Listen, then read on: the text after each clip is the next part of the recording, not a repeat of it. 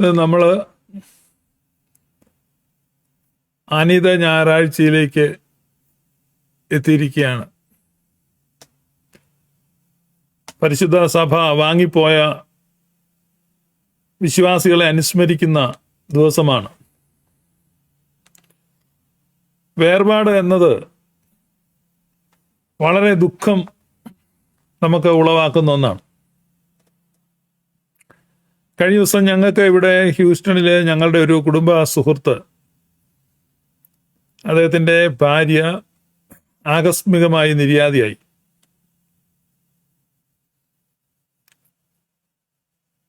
നമ്മുടെ ബ്രദർ സുജിത്തും ഒക്കെ ആയിട്ട് അവർ വളരെ അടുപ്പമുള്ള ഒരു ഫാമിലി ആയിരുന്നു. അപ്പം അവരെയൊക്കെ അത് വല്ലാതെ ഇത് ബാധിച്ചു, ആ മരണം. അപ്പം അതേ തുടർന്ന് ഇന്ന് നമ്മുടെ ദർബാറിൽ സുജിത്തൊക്കെ ഡിസ്കസ് ചെയ്യുന്നുണ്ടായിരുന്നു മനുഷ്യൻ്റെ തമ്മിലുള്ള ബന്ധത്തെക്കുറിച്ചും. അപ്പം അവരുടെ കുടുംബജീവിതത്തിലും അവർ മറ്റുള്ളവരോട് വളരെ സ്നേഹത്തിൽ ഇടപെട്ടിരുന്നു. അതുകൊണ്ട് അവരോട് ഇടപഴകിയവർക്കൊക്കെ വലിയ ദുഃഖമാണ് ഉണ്ടായത്. അതുകൊണ്ട് സ്നേഹം അങ്ങനെ പ്രകടിപ്പിക്കുന്നത് നല്ലതാണോ എന്നൊക്കെയുള്ള ചർച്ചകളുണ്ടായി. കാരണം നമ്മൾ ഒത്തിരി സ്നേഹമൊക്കെ പ്രകടിപ്പിച്ചാൽ നമ്മളൊക്കെ മരിക്കുമ്പോൾ വളരെ ദുഃഖം ഉണ്ടാകുന്നുണ്ട്. പഴയ ആളുകളൊന്നും അങ്ങനെ സ്നേഹം പ്രകടിപ്പിക്കാതിരുന്നത് അതുകൊണ്ടാണോ എന്നൊക്കെയൊക്കെയുള്ള ചർച്ചകളാണ്. വളരെ വിശാലമായ വിപുലമായ ചർച്ചകളൊക്കെ നടക്കും.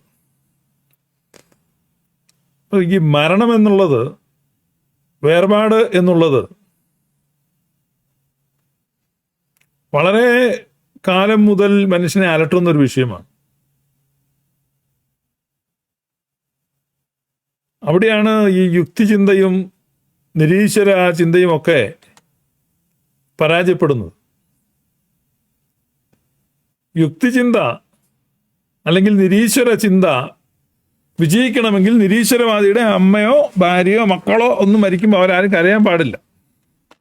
അല്ലേ ആര് മരിച്ചാലും കരയാൻ പാടില്ല. ചിലപ്പം ഇന്ന ബന്ധമൊന്നുമില്ല.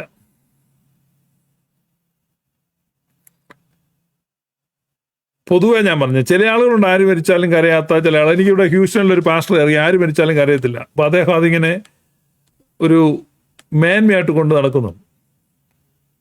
അത് മെൻ്റൽ ബ്ലോക്കാണ്. അപ്പം അങ്ങനെ ഈ മെൻ്റൽ ബ്ലോക്ക് വരുന്ന കാര്യമല്ല ഞാൻ പറഞ്ഞു. പൊതുവെ കരയാതിരിക്കാൻ ആർക്ക് സാധിക്കും? ഇപ്പം മനുഷ്യൻ ഒരു ജൈവരാസ സംയുക്തം മാത്രമാണെങ്കിൽ കുറച്ച് യൂറിയായും കുറച്ച് നൈട്രജനും ഒരു ശകലം അയണും കുറച്ച് സിങ്കും ഒക്കെ നഷ്ടപ്പെട്ടു പോകുന്നതിന് ഇത്രയും കരയേണ്ട കാര്യമില്ലല്ലോ. മനുഷ്യൻ ഒരു പ്രഷ്യസ് സോളാണ്, ഒരു വിലയേറിയ ആത്മാവാണ്. ആ ആത്മാവുമായിട്ടുള്ള ആക്സസ് നമുക്ക് നഷ്ടപ്പെടുന്നതുകൊണ്ടാണ് നമ്മൾ കരയുന്നത്. ശരീരവുമായിട്ടുള്ള ബന്ധം നഷ്ടപ്പെടുന്നതുകൊണ്ടല്ല. ഞാൻ പറയുന്നത് വളരെ ശ്രദ്ധിക്കുക. ഇപ്പം നമുക്കൊരു ആൾ മരിക്കുന്നു, ആ ആളുടെ ശരീരവുമായിട്ട് നമ്മൾ ചിലപ്പോൾ സ്പർശിക്കുന്നില്ലായിരിക്കും.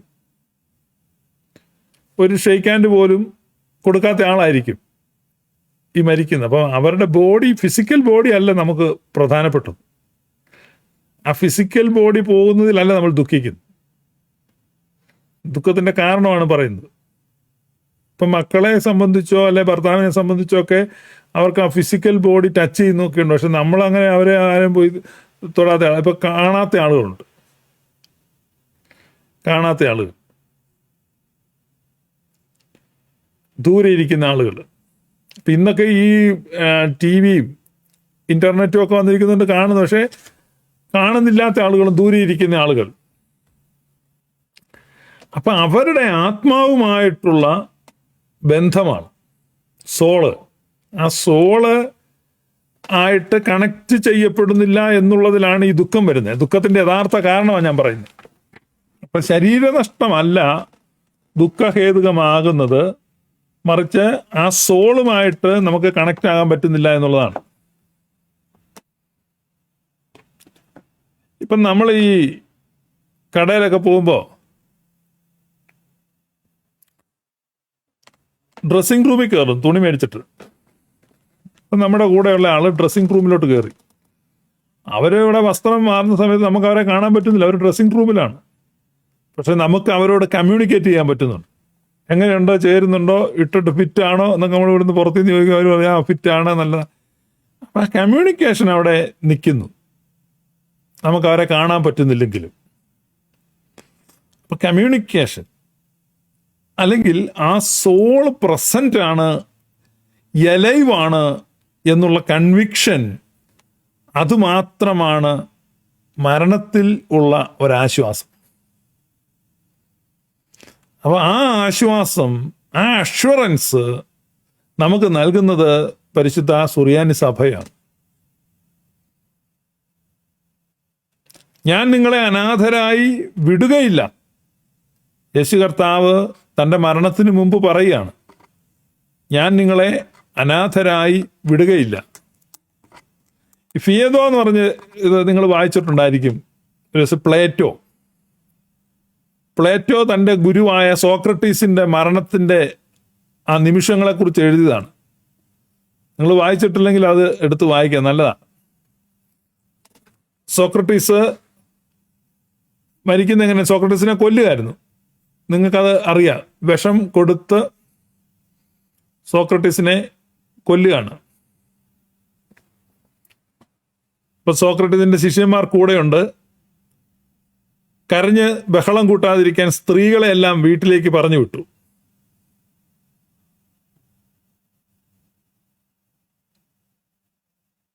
അപ്പൊ ക്രീറ്റോ സോക്രട്ടീസിനോട് ചോദിക്കുന്നുണ്ട്, സോക്രട്ടീസ്, അങ്ങേക്ക് അവസാനമായിട്ട് എന്തെങ്കിലും നിർദ്ദേശങ്ങൾ ഞങ്ങൾക്ക് നൽകുവാനുണ്ടോ?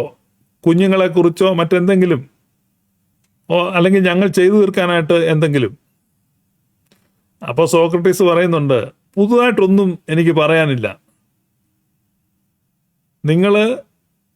നിങ്ങളെ തന്നെ നന്നായി നോക്കുക, അപ്പോൾ നിങ്ങൾ എന്നെയാണ് സേവിക്കുന്നത്. ഇപ്പം നിങ്ങൾ എനിക്ക് വാഗ്ദാനങ്ങളൊന്നും ചെയ്യണ്ട. പക്ഷേ നമ്മുടെ പഠനവും പ്രബോധനവും അനുസരിച്ച് ആ പാതയിൽ നിങ്ങൾ നടക്കുന്നില്ലെങ്കിൽ നിങ്ങൾ ഒന്നും തന്നെ പൂർത്തീകരിക്കുന്നില്ല, ഒന്നും തന്നെ ചെയ്യുന്നില്ല. നിങ്ങൾ എത്രമാത്രം തീവ്രതയോടെ ഇപ്പോൾ എനിക്ക് വാഗ്ദാനം നൽകിയാലും പിന്നീട് നിങ്ങൾ അവ പാലിക്കുന്നില്ലെങ്കിൽ അതുകൊണ്ട് പ്രയോജനമില്ല. അപ്പോൾ അവർ പറഞ്ഞു, ഞങ്ങൾ ഞങ്ങളുടെ പരമാവധി ശ്രമിക്കും, ഞങ്ങളതെല്ലാം അനുസരിക്കും. അപ്പോൾ അതേ പറഞ്ഞ് നിങ്ങൾ ഇഷ്ടമുള്ള പോലെ ചെയ്തു കൊള്ളുക.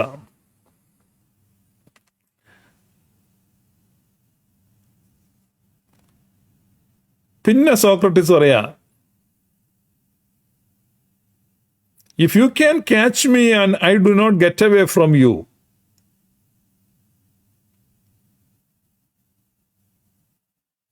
സോക്രട്ടീസ് ഈ മരണത്തിന്റെ മുഖത്ത് സത്യത്തിൽ മരിക്കുന്ന ആളുകൾ ചുറ്റുമുള്ളവരെയാണ് ആശ്വസിപ്പിക്കുന്നത്. അതാണ് ശരിയായ മാതൃക. തന്നെ വിഷം കൊടുത്ത് കൊല്ലാൻ വേണ്ടി മുറിയിൽ കൊണ്ട് ഇരുത്തിയിരിക്കുകയാണ്. ആ സീനാണ് പ്ലേറ്റോ വിവരിക്കുന്നത്. വളരെ മനോഹരമായ ഒരു ഡിസ്ക്രിപ്ഷനാണ്. അതൊരു ക്ലാസിക്കാണ്.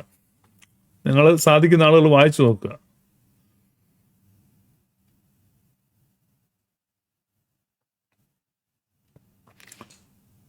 സോക്രട്ടീസിനെ എങ്ങനെ കുഴിച്ചിടണം എന്നൊക്കെ അവർ ചോദിക്കുന്നുണ്ട്. അവസാനം വിഷം കൊടുക്കുന്ന ആളെ വിളിച്ചുകൊണ്ട് വരുന്നു. വിഷം കൊടുക്കുന്ന ആള് കയറി വന്നിട്ട് വിഷം കൊടുത്തു കഴിയുമ്പോൾ എന്ത് സംഭവിക്കും എന്ന് വിവരിക്കുന്നു. സോക്രട്ടീസ് വിഷം കുടിക്കുന്നു, അദ്ദേഹത്തിൻ്റെ നിർദ്ദേശപ്രകാരം നടക്കുന്നു, കാലുകൾ കുഴയുന്നു, താഴെ വീഴുന്നു, പാദം മുതൽ തണുപ്പ് കയറുന്നു, തണുപ്പ് പരിശോധിക്കുന്നു, അരക്കെട്ടിൽ തണുപ്പ് വരുമ്പോൾ വീണ്ടും അദ്ദേഹത്തോട് സംസാരിക്കുന്നു. മരണത്തിന്റെ തൊട്ടു മുമ്പ് സോക്രട്ടീസ് ഈ വിഷം കുടിക്കുന്നതിന് പറയുന്നുണ്ട്, എനിക്കിത് വേണേൽ പിടിച്ച് നീട്ടിക്കൊണ്ടിരിക്കാം. ഞാൻ ഈ ജീവിതത്തെ പിടിച്ചു തൂങ്ങിയാൽ ഞാൻ നിങ്ങളോട് പഠിപ്പിച്ചെല്ലാം വ്യർത്ഥമായി തീരും. ഞാനൊരു ഭീരുവെന്ന് നിങ്ങൾ മനസ്സിലാക്കും.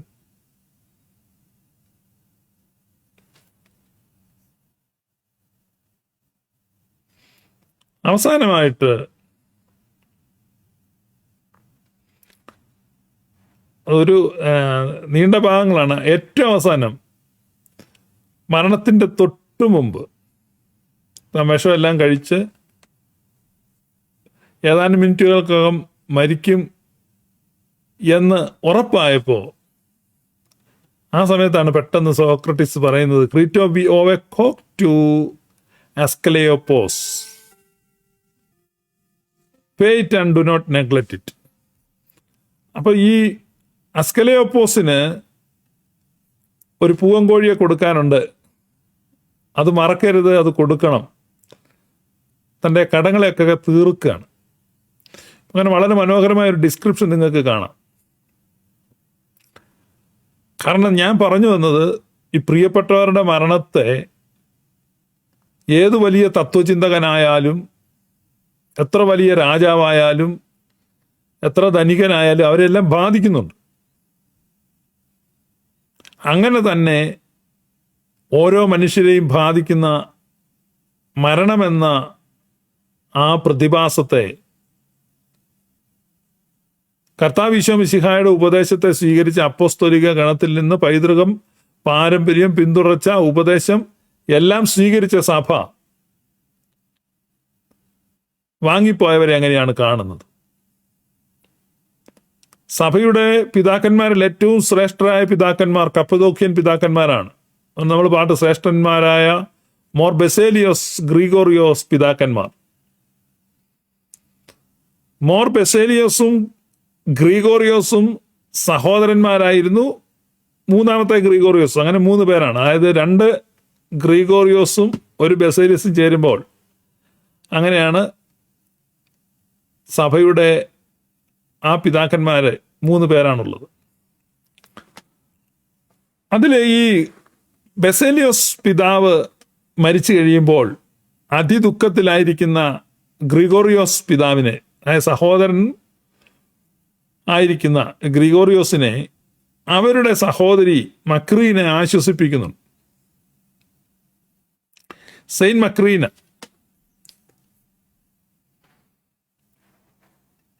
മക്രീന ഒരു താപസ ഗുഹയിലായിരുന്നു ദൂരത്ത്. അവിടെയാണ് ഈ വാർത്ത കേൾക്കുന്നത്. അതിനുശേഷം സഹോദരന്റെ നിര്യാണത്തിന് ശേഷം സഹോദരിയെ കാണാൻ വേണ്ടി ഗ്രിഗോറിയോസ് ചെല്ലുമ്പോഴാണ് ഗ്രിഗോറിയോസ് അറിയുന്നത് സഹോദരിയും മരണാസന്നയായിരിക്കുകയാണ്, മരണകരമായ രോഗം ബാധിച്ചിരിക്കുന്നു, ഇനി അധികം ദിവസങ്ങൾ തനിക്കുമില്ല എന്ന്.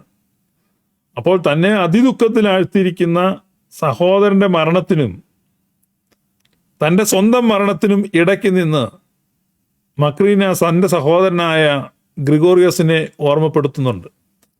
അപ്പോൾ ആ ഗ്രന്ഥത്തിൽ ഗ്രിഗോറിയോസ് പിതാവ് 6 മരണങ്ങളെക്കുറിച്ച് വിവരിക്കുന്നുണ്ട്. മക്രീനിയെ ബാധിച്ച 6 പ്രിയപ്പെട്ടവരുടെ 6 പേരുടെ മരണമുണ്ട്. ആദ്യം മക്രീനയുടെ ജീവിതത്തിൽ സംഭവിച്ച മരണം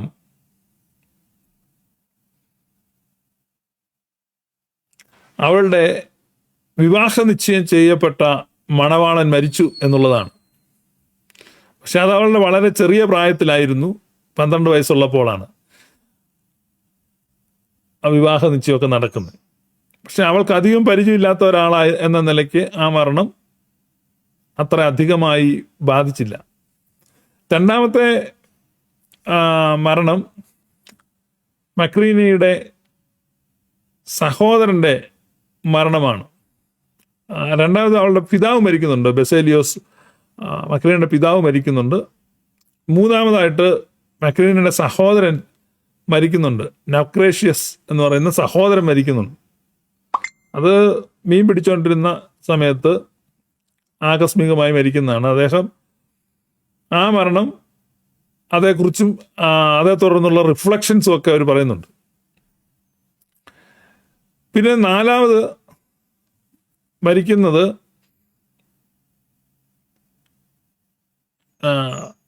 മക്രീനയുടെ അമ്മയാണ്. അത് പക്ഷേ പ്രായം ചെന്ന ശേഷം ആണുള്ള ഒരു മരണമാണ്, നല്ല വാർദ്ധക്യത്തിലാണ്. പിന്നീട് മരിക്കുന്നത് നമ്മൾ പറഞ്ഞ ബെസേലിയസ് പിതാവ്, വളരെ പ്രസിദ്ധനും കർത്താവിൻ്റെ സഭയിൽ വളരെ പ്രസിദ്ധനും ലോകം മുഴുവൻ ആദരിക്കുകയും ചെയ്യുന്ന ബസേലിയസ് പിതാവിൻ്റെ മരണം അത് ആ കുടുംബത്തിന് മാത്രമല്ല ആകമാന സഭയ്ക്ക് തന്നെ വലിയ ദുഃഖമുളവാക്കിയ ഒരു വേർപാടായിരുന്നു. ആ മരണത്തിന് ശേഷമാണ് ഗ്രിഗോറിയോസ് കാണാൻ ചെല്ലുന്നത്. അങ്ങനെ 5 മരണം. 6ാമത്തെ മരണം മക്രീനയുടെ തന്നെ മരണമാണ്. ഇങ്ങനെ 6 മരണങ്ങളെ ചുറ്റിപ്പറ്റി അവർ നടത്തുന്ന സംഭാഷണങ്ങൾ, ദൈവശാസ്ത്ര ബോധ്യങ്ങൾ, ആത്മാവ്, മനുഷ്യന്റെ ആത്മാവ് എവിടേക്കും പോകുന്നില്ല. ദൈവത്തിൽ വസിക്കുന്ന നാം ദൈവത്തിലാണ് വസിക്കുന്നത്. അതുകൊണ്ട് വിട്ടുപിരിയുന്ന ആത്മാക്കൾ എവിടേക്കും പോകുന്നില്ല. അപ്പൊ ഇവിടെയാണ് കാതലായ വ്യത്യാസം പാശ്ചാത്യ ദർശനവുമായിട്ട് ഉണ്ടാകുന്നത്. ഇപ്പൊ പെന്തക്കോസ്തൽ സഭകളിൽ എങ്ങനെയാണ് അവര് വിശ്വസിക്കുന്നത്? ആള് മരിച്ചു, ആള് പോയി, out of site out of mind എന്നുള്ള ഒരു പാശ്ചാത്യ സങ്കല്പമാണ്. അപ്പൊ അത് തന്നെയാണ് നമ്മൾ കാണുന്ന ഇന്ന് ആധുനിക സഭകളിൽ കാണുന്നത്. ആ പ്രവണത നമ്മുടെ ആളുകളുടെ ഇടയിലേക്ക് വന്നിട്ടുണ്ട്. കാരണം മരണത്തോടുകൂടി എല്ലാം അവസാനിച്ചു എന്നുള്ള ചിന്തയാണ്. പിന്നീട് നമുക്ക് അവരോട് കടപ്പാടില്ല. അവരോട് കടപ്പാടെന്ന് പറഞ്ഞാൽ അവർക്ക് ഭൂമിയിൽ അവശേഷിക്കുന്ന ബന്ധുക്കളെ കൊല്ല സഹായം ചെയ്യുക, അങ്ങനെയൊക്കെയാണ്. പക്ഷെ സത്യത്തിൽ മനുഷ്യൻ ആഗ്രഹിക്കുന്നത് ഫെലോഷിപ്പാണ്. ഇപ്പൊ അതുകൊണ്ടാണല്ലോ ഈ സോഷ്യൽ മീഡിയ ഒക്കെ ഇങ്ങനെ വളരുന്നത്. നമ്മൾ ആളുകളെ ചാറ്റ് ചെയ്യുന്നു, ഹായ് എന്ന് വെക്കുന്നു, സംസാരിക്കുന്നു. ഇങ്ങനെയൊക്കെ ഈ departed souls they too need your fellowship. നിങ്ങളുടെ വാങ്ങിപ്പോയ പ്രിയപ്പെട്ടവർ ഇവിടെ തന്നെയുണ്ട്. അപ്പൊ അതുകൊണ്ടാണ് സഭ അവർക്ക് വേണ്ടി പ്രാർത്ഥിക്കുന്നത്, അവരെ ഓർക്കുന്നത്. പെന്തക്കോസ്തലിനെ സംബന്ധിച്ച് അവരുടെ ഉപദേശം, ഈ ഒരാൾ മരിച്ചു കഴിഞ്ഞാൽ പിന്നെ അയാളുടെ ആത്മാവിന് ഡീപ്പ് ഫ്രീസറിലോ അങ്ങനെ വല്ല വെച്ച് അടക്കുകയാണ്. വലിയ ഫ്രിഡ്ജ് പോലെ ഒരു ഫ്രീസർ വെച്ച് അടച്ച് പിന്നെ ഒരു അനക്കവും ഇല്ല, ഒരു കണക്ഷനും ഇല്ല. പിന്നെ ഒടുക്കത്തെ നാളിൽ കർത്താവ് എഴുന്നേറ്റ് വന്ന് ഫ്രീസറെല്ലാം തുറന്ന് ഇവരെല്ലാം വാമപ്പ് ചെയ്യിച്ചെടുക്കും. അങ്ങനെയൊക്കെയാണ് ചിന്തിക്കുന്നത്. അങ്ങനെയല്ല, they are very much alive. അവർ ക്രിസ്തുവിൽ ജീവിച്ചിരിക്കുന്നു. കാരണം അവർ ക്രിസ്തുവിലാണുള്ളത്, ക്രിസ്തുവിൽ ജീവനാണുള്ളത്. ജീവൻ മാത്രമാണ് ക്രിസ്തുവിലുള്ളത്.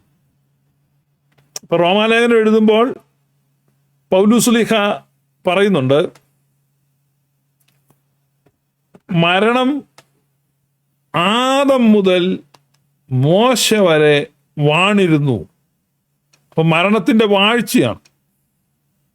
ആദം മുതൽ മോശ വരെ മരണം വാണിരുന്നു. മോശയുടെ കാലം വന്നപ്പോൾ ന്യായപ്രമാണം വരികയാണ്.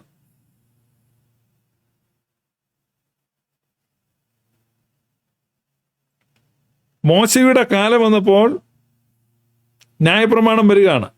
ന്യായപ്രമാണം വരുമ്പോൾ മരണവും ജീവനും ഇരുവശത്ത് നിൽക്കുകയാണ്. ന്യായപ്രമാണം വന്നപ്പോൾ അങ്ങനെയാണ്. കാരണം ഒരു വശത്ത് മരണം, മറുവശത്ത് ജീവൻ. ഇപ്പം റോമാലേഖനം 5-ാം അധ്യായം 14-ാമത്തെ വാക്യം നമ്മൾ അവിടെ കാണുന്നുണ്ട്.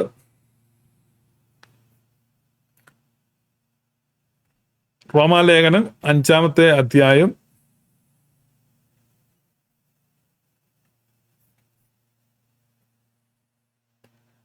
14-ാമത്തെ വാക്യം. റോമാലേഖനം 5:14 പറയുന്നത്, വരുവാനുള്ളവന്റെ പ്രതിരൂപമായ ആദാം മുതൽ മോശ വരെ, വരുവാനുള്ളവന്റെ പ്രതിരൂപമായ ആദാം മുതൽ മോശ വരെ മരണം വാണിരുന്നു. എങ്കിലും വരുവാനുള്ളവന്റെ പ്രതിരൂപമായ ആദാമിന്റെ ലംഘനത്തിന് തുല്യമായി പാപം ചെയ്യാത്തവരിലും മരണം ആദാം മുതൽ മോശ വരെ വാണിരുന്നു. അപ്പൊ സകല മനുഷ്യരുടെ മേലും വാണ മരണം. ആദാം മുതൽ മോശ വരെ മരണം വാണിരുന്നു.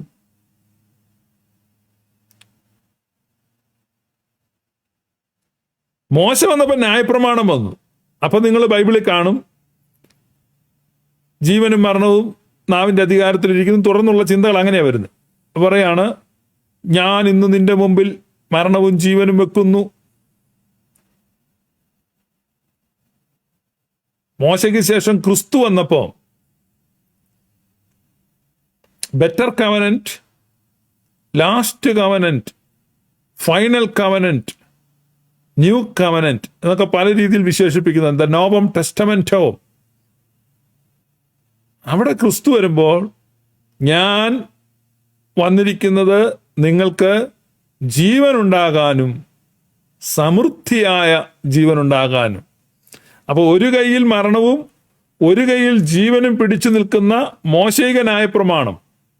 പക്ഷെ ക്രിസ്തു പറയാണ്, ഒരു കൈയിൽ ജീവൻ, മറ്റേ കൈ നോക്കുമ്പോൾ സമൃദ്ധമായ ജീവൻ. അപ്പൊ ജീവനിൽ നിന്ന് ജീവൻ. അതുകൊണ്ടാണ് പൗലോസ് റോമാക്കാർക്ക് നാം എത്ര അധികമായി ജീവനിൽ വാഴും, നാം എത്രയധികമായി ജീവനിൽ വാഴും. അപ്പൊ ക്രിസ്തുവിൽ ഉള്ളവർ എന്ത് ചെയ്യുന്നില്ല? മരിക്കുന്നില്ല.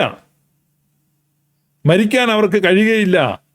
എന്നിൽ വിശ്വസിക്കുന്നവൻ ഒരു നാളും മരിക്കുകയില്ല. അപ്പൊ ക്രിസ്തുവിലുള്ള ഒരാളും മരിക്കുന്നില്ല എന്നുള്ളതാണ് യാഥാർത്ഥ്യം.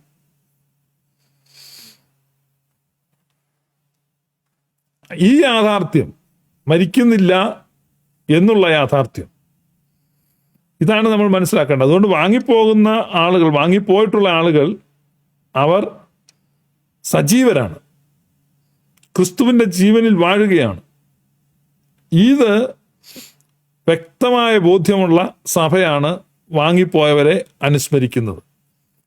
ഇത് ഞാനിപ്പോൾ ഇത് പറഞ്ഞുകൊണ്ടിരിക്കുന്നത് സുറിയാനി സഭയിൽ നിന്ന് ഒക്കെ മറ്റ് ഗ്രൂപ്പുകളിൽ പെട്ടുപോയിട്ടുള്ളവർ മനസ്സിലാക്കുക, നിങ്ങളെ വാങ്ങിപ്പോയിട്ടുള്ളവരോട് നിങ്ങൾ ചെയ്യുന്നത് കടുത്ത അപരാധമാണ്. അവർക്ക് വേണ്ടി പ്രാർത്ഥിക്കാതെ, പിന്നേന്ന് അവർക്ക് എന്താ ആവശ്യം അവിടെ നിറഞ്ഞില്ലേ? അപ്പം നിങ്ങൾ ഭൗതിക ആവശ്യങ്ങൾക്ക് വേണ്ടി മാത്രം പ്രാർത്ഥിക്കുന്നവരാണ്. നിങ്ങളെയാണ് പൗലോസ് ശ്ലീഹ വിളിച്ചിരിക്കുന്നത്, നിങ്ങൾ സകല മനുഷ്യരിലും അരിഷ്ടന്മാർ. അത് നിങ്ങളെയാണ് വിളിച്ചിരിക്കുന്നത്.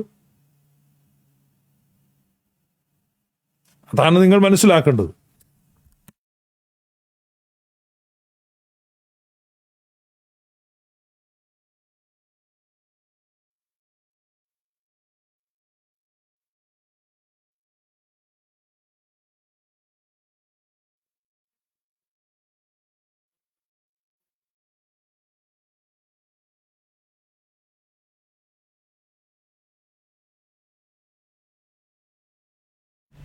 സകല മനുഷ്യരിലും അരിഷ്ടന്മാരാണ്, ദുർഭകരാണ്. കാരണം നിങ്ങൾ ഈ ലോകത്തിൽ മാത്രം പ്രത്യാശ വെച്ചിരിക്കുന്നു. വാങ്ങിപ്പോയവർക്ക് വേണ്ടി പ്രാർത്ഥിക്കുക. ചില ആളുകൾക്ക് അത് സാധിക്കുന്നില്ല. പെന്തക്കോസ്റ്റൽ ഇൻഫ്ലുവൻസിൽ പെട്ടവർക്ക്. ഞാൻ ഈ കഴിഞ്ഞ ദിവസം ഒരു മരണത്തെ സംബന്ധിക്കുന്ന വാർത്ത പോസ്റ്റ് ചെയ്തപ്പോൾ വിശ്വസ്തരായ സുറിയാനിക്കാരൊക്കെ അതിനകത്ത് we pray for this departed soul, വാങ്ങിപ്പോയ ഈ ആത്മാവിനായി പ്രാർത്ഥിക്കുന്നു എന്നാണ്. പക്ഷേ പെന്തക്കോസ്റ്റിൽപ്പെട്ട ഒരു സഹോദരിക്ക് മാത്രം, അവർ മാത്രം എഴുതി ഇവരുടെ കുടുംബാംഗങ്ങൾക്ക് വേണ്ടി പ്രാർത്ഥിക്കുന്നു. കാരണം അവരുടെ ആ ഗിൽറ്റ് കോൺഷ്യസ്, അവരുടെ ഒരു കുറ്റബോധം അവരെ പ്രാർത്ഥിക്കാൻ പ്രേരിപ്പിക്കുന്നില്ല, ധൈര്യപ്പെടുത്തുന്നില്ല. അപ്പോൾ വാങ്ങിപ്പോയവർ ക്രിസ്തുവിലാണ് എന്ന് ബോധ്യമുള്ളവർ അവർക്കായി പ്രാർത്ഥിക്കുന്നു. അവർ സജീവരാണ് എന്ന് ബോധ്യമുള്ളവർ അവർക്കായി പ്രാർത്ഥിക്കുന്നു. അവർ ഡീപ് ഫ്രീസറിൽ ഇരിക്കുകയൊന്നും അല്ല എന്നുള്ള ബോധ്യമുള്ളവർ അവർക്കായി പ്രാർത്ഥിക്കുന്നു. ഇതാണ് സഭയുടെ പാരമ്പര്യം. നാളെ ഞായറാഴ്ച സഭ എല്ലാ വാങ്ങിപ്പോയവരെയും അനുസ്മരിക്കുകയാണ്. നമുക്ക് പ്രാർത്ഥനയെ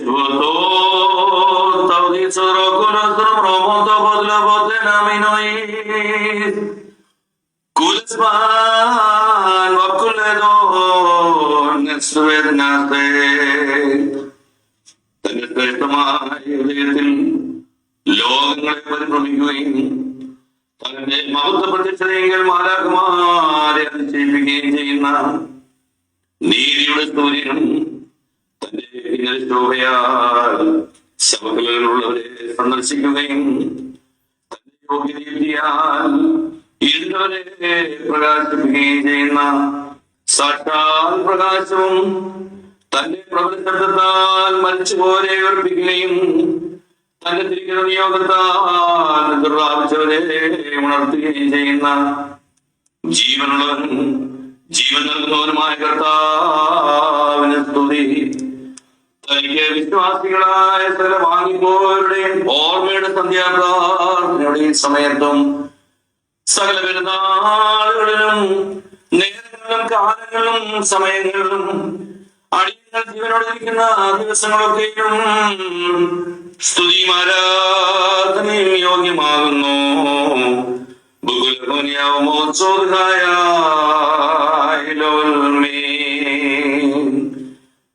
സകലത്തിന്റെ നിർമ്മിതാവും പരിപാലകനും സർവാധിപതിയായിരിക്കുന്ന ദൈവം തമ്പുരാനെ, നീ ജീവനും സത്യവും പുനരുദ്ധാരവുമാകുന്നു.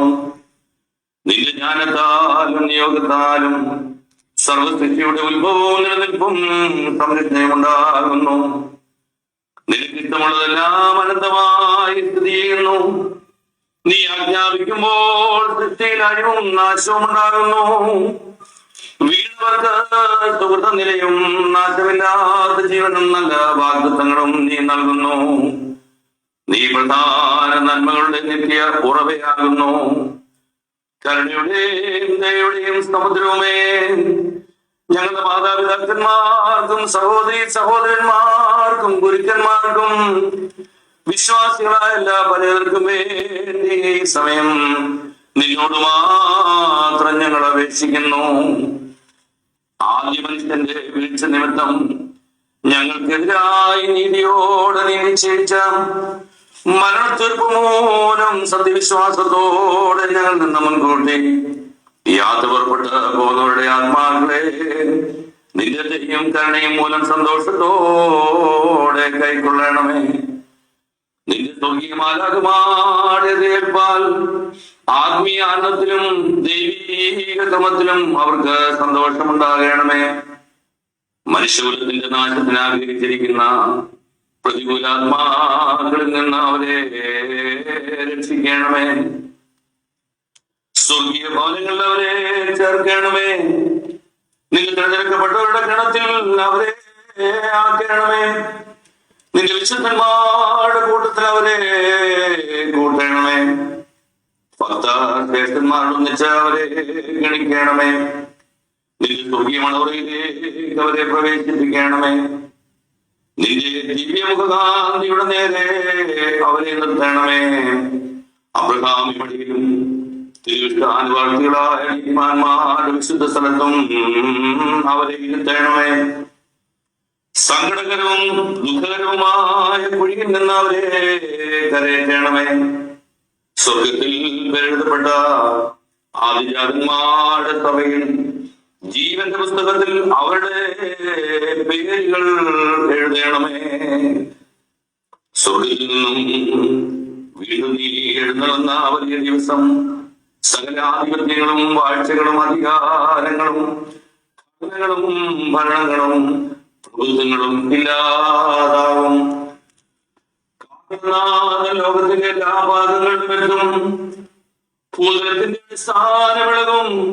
അത്ഭുതപരമായ പുനരുദ്ധാനമുണ്ടാകും. ദയാലുവും കരുണാസമ്പന്നനുമായ ദൈവമേ, ഞെട്ടിവളഞ്ഞത്തക്ക ഭയങ്കര നാഴികയിൽ നിന്റെ ദാസന്മാരെയും ദാസികളെയും അവിടുന്ന് ഓർക്കണമേ. അവരെ വിളിച്ചുണർത്തി നിന്റെ വലതുഭാഗത്ത് നിർത്തണമേ. ഞങ്ങളുടെയും അവരുടെയും പാവങ്ങളെയും കുറ്റങ്ങളെയും തെറ്റുകളെയും ക്ഷമിച്ച് മായ്ച്ചു കളയണമേ. അവരുടെ ശരീരങ്ങളെയും ആത്മാക്കളെയും നിന്റെ മഹിമ കൊണ്ട് നിറയ്ക്കണമേ. അനശ്വര ജീവിതത്തിനും പർദീസയിലെ ആനന്ദത്തിനും അവരെ അർഹരാക്കണമേ. നിന്റെ കാന്തി കൊണ്ട് ശോഭിച്ചിരിക്കുന്ന കൂടാരങ്ങളിൽ അവർ ആനന്ദിക്കുമാറാകണമേ. നീ ദയാലുവും കാരുണ്യവാനുമാകൊണ്ട് നിനക്കും വചനം ഭാഗ്യവാനുമായ നിന്റെ പിതാവിനും പരിശുദ്ധ റൂഹായിക്കും സ്തുതിയും ബഹുമാനവും ആധിപത്യവും എന്നും യോഗ്യമാകുന്നു.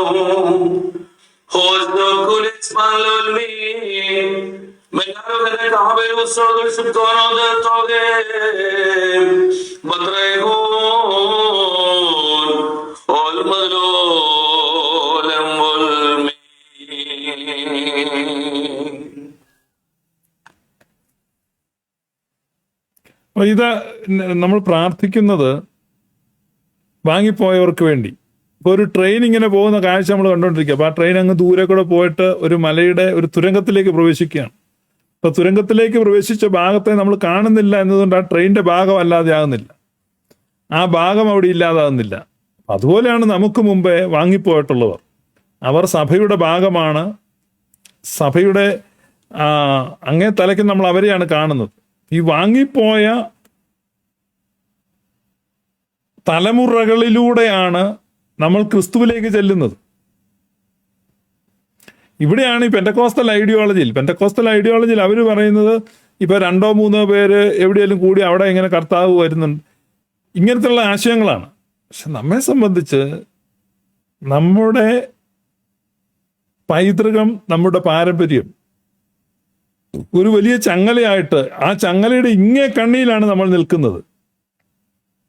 ഇവിടുന്ന് പോയി കഴിഞ്ഞാൽ ആ ചങ്ങലയുടെ അങ്ങേ കണ്ണിയിലേക്ക് നമ്മൾ ചെല്ലുമ്പോൾ നമ്മൾ ഈ പറഞ്ഞ ഈ മാർ ബെസേലിയോസിനെയും മാർ ഗ്രിഗോറിയോസിനെയും സെയിന്റ് മക്രീനെയും അത്തനേഷ്യസിനെയും ഗ്രിഗോറിയോസിനെയും ജൂലിയോസിനെയും ബെസേലിയോസിനെയും ഒക്കെ കാണാം. അവരെയൊക്കെ കണ്ട് നമ്മൾ പുറകോട്ട് പോകുമ്പോൾ നമുക്ക് ഇഗ്നാത്യോസിനെയും ക്ലീമീസിനെയും അതുപോലെ സെയിന്റ് പീറ്ററിനെയും ഒക്കെ നമ്മൾ കാണുകയാണ്. അവിടെ അങ്ങനെ പോയി നമ്മൾ ക്രിസ്തുവിലേക്ക് ചേരുകയാണ്. അപ്പോസ്തലന്മാരും പ്രവാചകന്മാരും എന്ന അടിസ്ഥാനത്തിൽ നമ്മൾ ചെല്ലുകയാണ്. അവിടെ നിന്ന് ക്രിസ്തു എന്ന മൂലക്കല്ലിലേക്ക് എത്തുകയാണ്. കാരണം church is a physical reality to.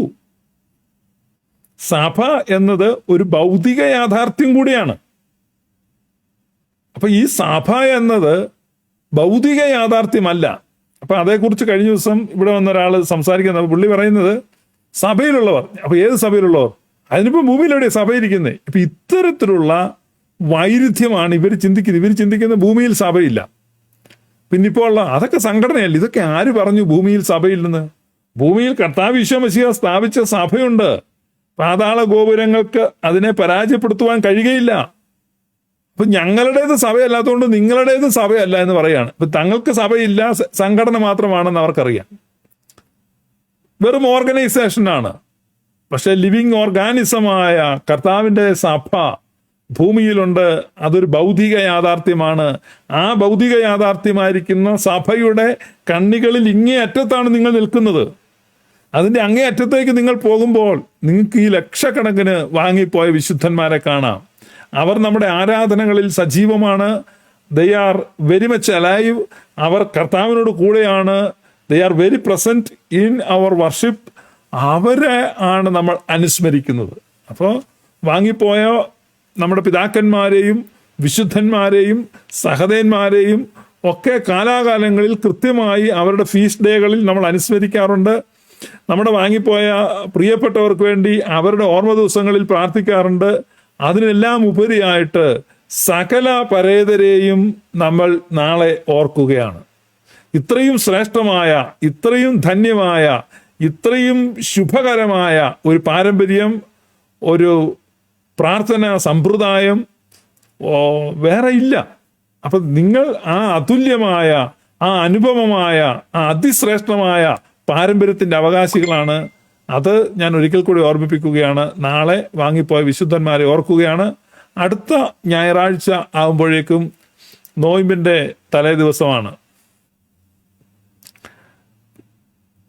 നോമ്പ് ആരംഭിക്കുന്ന ദിവസമാണ്. തിങ്കളാഴ്ച മുതൽ നോമ്പ് ആരംഭിക്കുകയാണ്. പരിശുദ്ധ നോമ്പേ സമാധാനത്താലെ വരിക എന്ന് നമ്മൾ പറയാറുണ്ട്. ഈ നോമ്പ് സമാധാനത്താലെ വരുവാൻ നമുക്ക് പ്രാർത്ഥിക്കാം. അശാന്തിയും കലഹവും അസമാധാനവും എല്ലാം മാറി ഈ പരിശുദ്ധ സഭയെ നീ സമാധാനത്താലെ വസിക്കുക എന്ന പ്രാർത്ഥന പോലെ ആ സമാധാനം ഉണ്ടാകട്ടെ.